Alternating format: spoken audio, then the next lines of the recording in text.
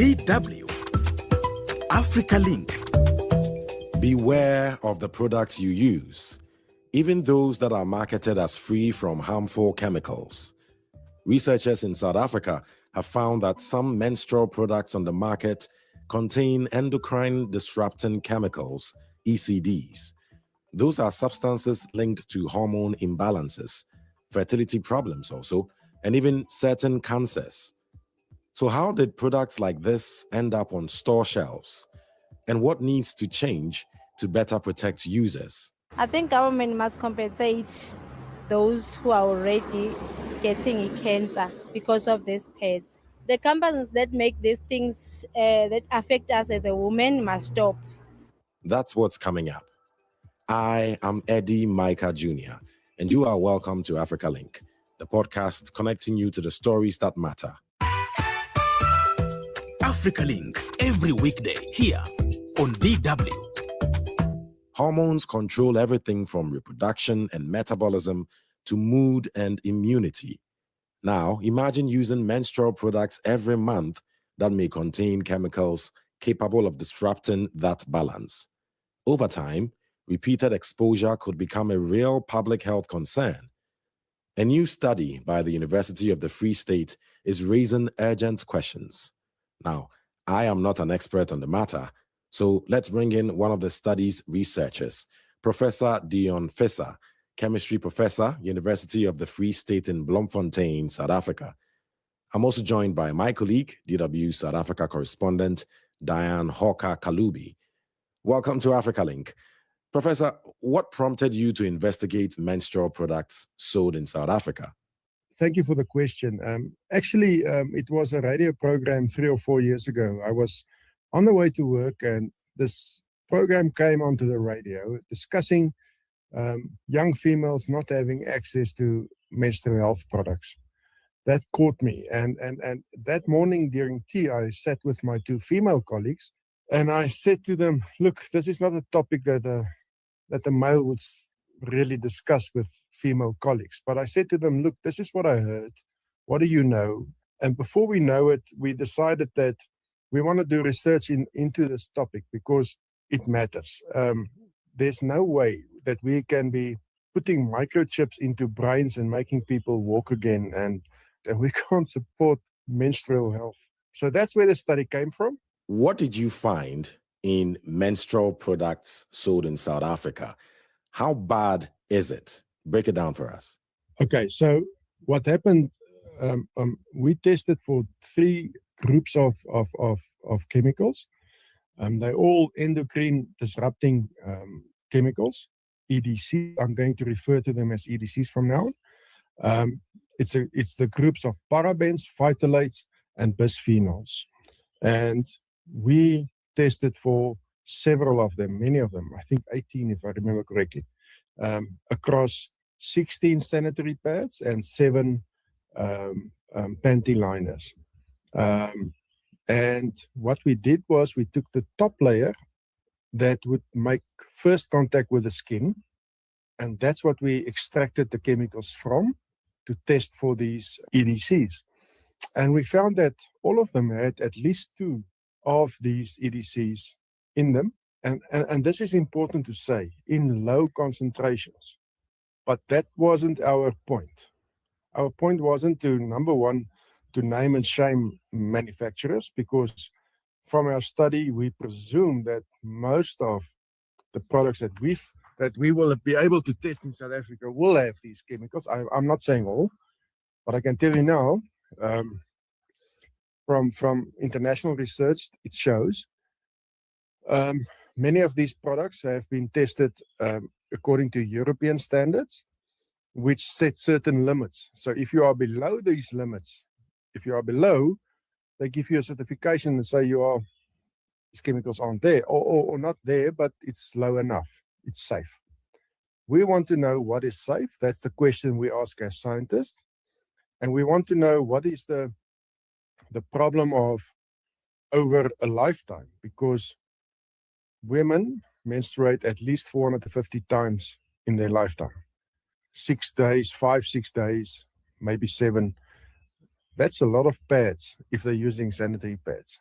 So, you know what really blew me away, right? When we say something that can disrupt hormones, what are we saying exactly? I have to say that we need to consider several things here. And the first thing is that these products are not just in female sanitary pads. They're also in a lot of personal care products, mascaras, perfumes, shampoos, conditioners, body washes, you name it. And that is the problem that we were trying to highlight and trying to engage our government and the policymakers and the manufacturers to say, look, this is a problem because we don't know what the cocktail of everything that's coming in during a day. What is that cocktail going to do to you and I, and to our daughters and our sons? Because we have hormones too. I think you are aware of that. Diane is listening, so I'm gonna steer clear of taking shots at this particular topic. But let me come to you, Diane, because I'm sure you were in shock when you heard this. How has it been received? Well, I was in shock, but I was also quite intrigued, I must say. First of all, I was intrigued by the fact that the study was done at all, because generally speaking, when studies that are done relating to reproductive health issues, Africa is left out of the picture. I was recently looking at a recent drive to have a condition, polycystic ovarian syndrome, renamed. And, all these scientists are talking about it and it's a great thing to do. And then they showed a map and there's not a single African, contribution. So the fact that the research is being done on the African continent with African consumer products, for me, was very interesting, particularly because the products that are being sold in South Africa are generally sold across the Southern Africa region. So, I've traveled to Botswana, Lesotho, other parts of the continent, and I've seen the very same products on shelves there. So this study could have particular interest for many neighboring countries. The other thing that made me very interested in it is, as a woman who uses these products, of course, I want to know what's in them. And one thing that the study made a note of is that while the levels are low, the signage is not clear. And that's one of the key issues that they are taking, to say, yes, even if the quantities are low, you do have to inform the consumers so that the consumer can make a decision, an informed decision. And I think that's the big red flag that they are raising. And as a woman who also, I have endocrine issues, I suffer from polycystic ovary syndrome, endometriosis, fibroids. For me, it raises a flag where I also have to start asking questions, not necessarily pull the products off my shelf, but ask questions to say, is this something that I will continue to use based on this information? And it's valuable information that I was not privy to before, to be able to even have that conversation with myself. Right, Diane, thanks for sharing personal info with us, because that really drives it home. And while you were saying all of that, I just kept wondering, isn't South Africa supposed to regulate literally all products that's out there on the market? What could have gone wrong? Well, definitely there are different regulation bodies. There's the National Consumer Council, there's the South African Bureau of Standards. But I think what's important is, what do they look for example, when it comes to these products? And I think, Dion can also talk a little bit more about this, is that they were not really looking for this kind of issue or problem.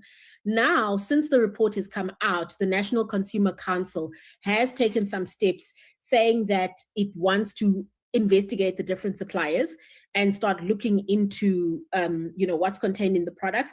And then after that investigation, it could also take further steps. But a thing that makes the picture a bit more complicated is that, of course, not all the products are locally produced. I saw from the report that some of them are produced in Europe, for example, which will have its own standards, and others are produced in other parts of the country. And then, of course, you're entering the South African market. So within that whole kind of mixture of regulation, where do we get fully protected? And that's where we hope something like the Bureau of Standards or the National Consumer Council will really come forward with some clarity to us as consumers to say this is what we expect, but also clarify the signposting that they want, because all the products do say no harmful chemicals. And there is a difference between few harmful chemicals and no harmful chemicals. And that needs to be clarified.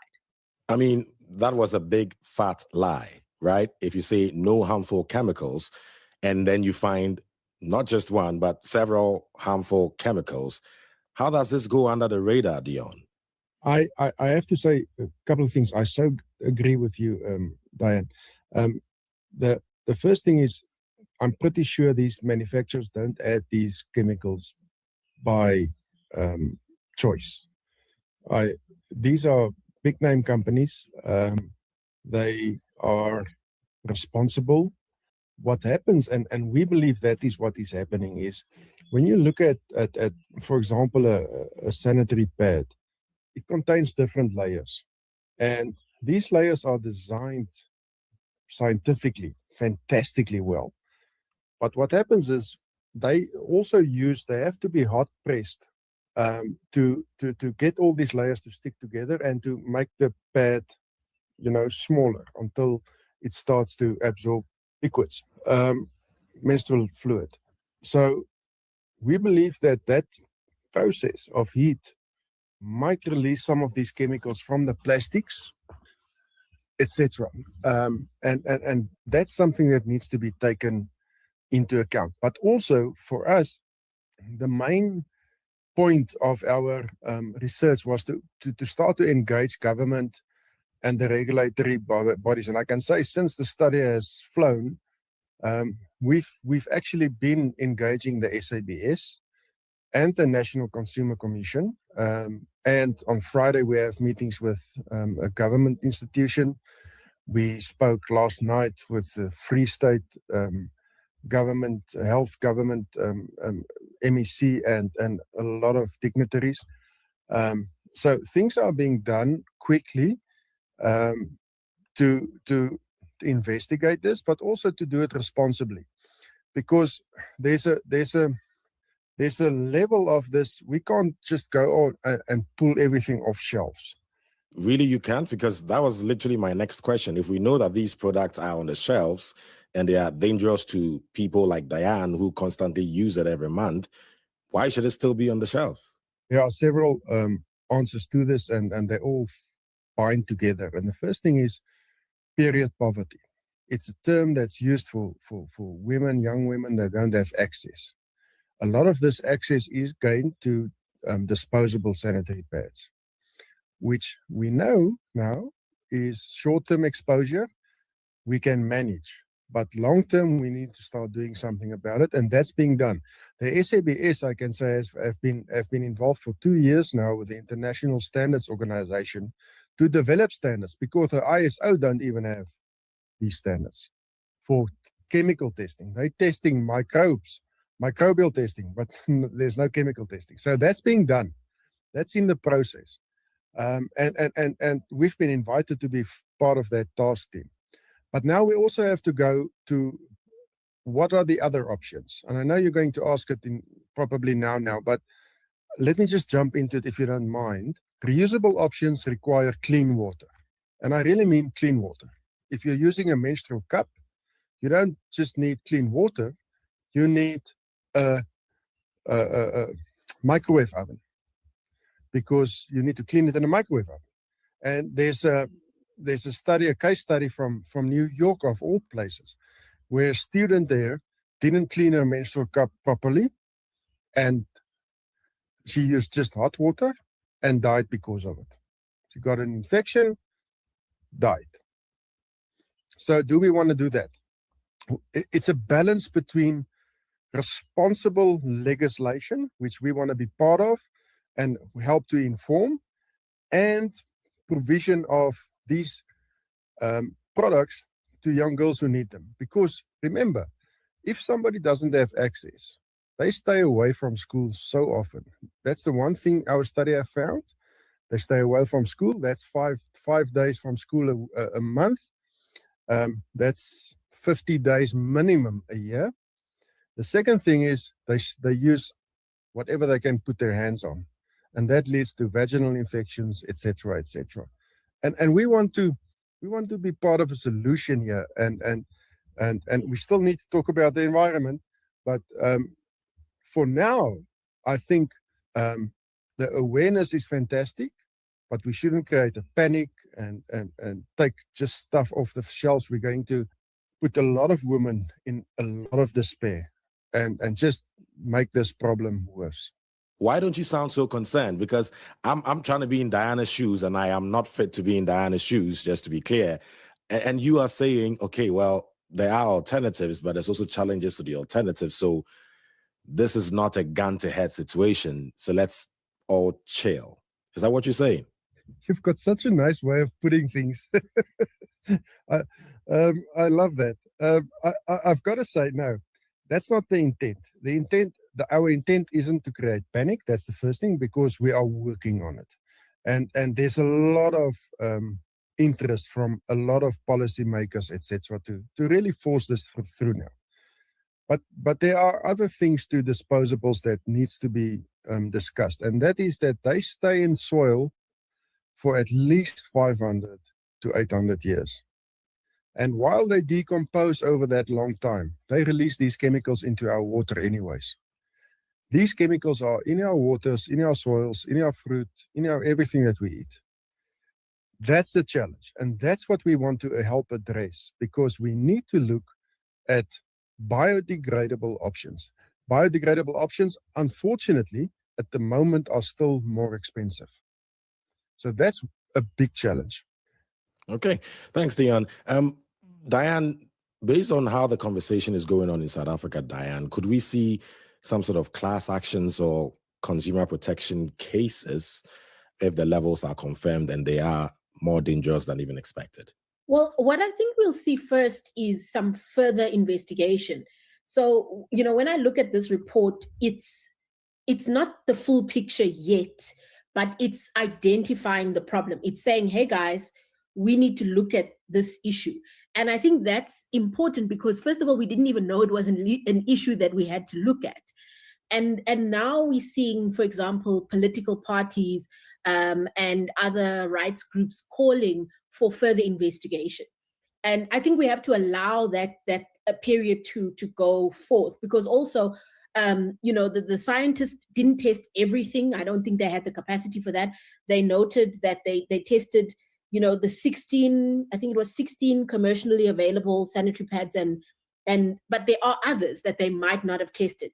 That's where a larger body like the Consumer Council and the South African Bureau of Standards can come in and really look at the industry as a whole.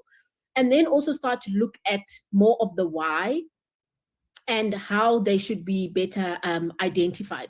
Because, Dion Megas does raise an important point about what is the alternative. Before this call, I got a message from my sister saying, I saw this report, what do I do? And I think that's where a lot of women are concerned to say, are there enough alternatives? Just looking online a few minutes ago, a biodegradable product, or a product that identifies itself as biodegradable, is about 100 Rand. That's about 3 times the price for a commercially available sanitary product. And they only had 8 in a pack, and most others have either 12 or 24. So you're getting fewer for much more money. And for many South Africans who the price of pads is, let's say if it's 32 Rand or 30 Rand, that's the price of 2 loaves of bread. So it's actually, and that's why we have the issue of poverty, period poverty, because in some cases families are choosing between, do I eat or do I provide this sanitary product for my daughter and or wife? So it's a very, very important issue that I think once that investigation is done, we could start seeing some solutions going forward to say, okay, can the companies remove the product? Or if they can't remove it, what is the lowest possible quantity? And also just to have more information available to women as well, so that when they're buying the product, they can see, okay, this product does contain this, but the level of it is ABC. Then I can start to make an informed decision to say, I don't think that I even want to expose myself to that, or I'm prepared to expose myself to it, but I must be aware of potential side effects, or other things to consider. Right, Diane. Thank you for that. So, look, investigations could take very long. I mean, we know how these things work, right? It could take months, it could take years, hopefully not, and I want to be proven wrong. But we don't know the possible timeline. And if any of you do, please feel free to share. So I guess my question is, in the meantime, Diane, what happens? To be honest,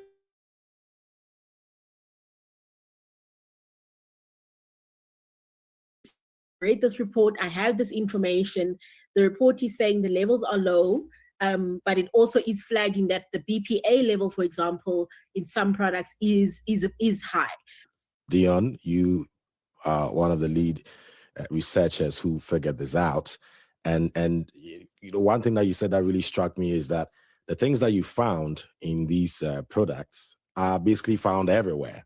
And I don't know what is more scary than that. On the flip side, what makes me a little bit calm is the fact that detection does not automatically equal dangerous exposure levels per se. Again, it depends on how long this, I guess, goes on for based on the levels. So for those listening that may be a little bit worried, what should people be looking out for when getting products? And for ladies, especially for menstrual products, what should they be looking out for to at least make sure that they are safer than not? So, you know, Eddie, I wouldn't say that I'm not alarmed or stressed out, but, you know, I would say that my stress is one thing, but the question of what I'm going to do is something else. And this report is kind of forcing me to do more research into what other products are available. That's what I would encourage someone else into, because I've never had to think of it. If you really, these are the products that you see on the shelves, you've been using them since you were a kid, your mother used them. So it's never been a thought that you should even consider using something else. So I think where I am and where, you know, the women that I know are is at that point of inquiry to say, this is something that concerns me. What else is available out there? Dion did mention menstrual cups, but there are, of course, you know, certain sanitary rules that have to be at play. Or do I consider using a combination of things? So because the sanitary cup must be used, you know, in a clean environment, but sometimes if you're traveling, you don't know if you're going to be able to access it and all of those kind of things you must consider. Also looking at whether there are organic options and whether those organic options are truly organic, that would be some research. So I think it is almost a signal for us as women, not only in South Africa, but on the continent, to really take more interest and take more care into research the products that we are using. So it's not that there will be an immediate change, but people do need information available to them to be able to make informed decisions. And that's what I find most important, is that when I have that information, I can now start thinking, how do I change? What's my change in behavior? What's my change in purchasing patterns? And you know, what, and when there's more information, I can then even review that. But in the lack of information, you're really left in a situation where you don't really know what could be affecting you. Right. Well said, Diane. And at least it has sparked a discussion, which in itself is a positive thing, because you know these aren't luxury items; these are essentials, right? And so it should be given VVIP status. And I hope that would be the case, and then find better, more affordable alternatives. Thanks a lot for this discussion. Professor Dion Visser, chemistry professor, University of the Free State in Bloemfontein, South Africa, and also DW South Africa correspondent Diane Hawker Kalubi. Thanks to both of you. Thank you. Thank you so much. Get the stories that are shaping the continent here on Africa Link. Menstrual health is public health, impacting dignity, productivity, and economic participation. With millions using these products each month, their safety must be assured. The priority is to close regulatory gaps and protect consumers in a country already contending with substantial reproductive health challenges. Share your thoughts with us on Facebook at DW Africa. Listen on Spotify or wherever you get your podcasts. and subscribe to our DW Africa YouTube channel so you never miss an episode. This show was co-produced and edited by Isaac Mugabe, and I am Eddie Micah Jr. Thanks for listening.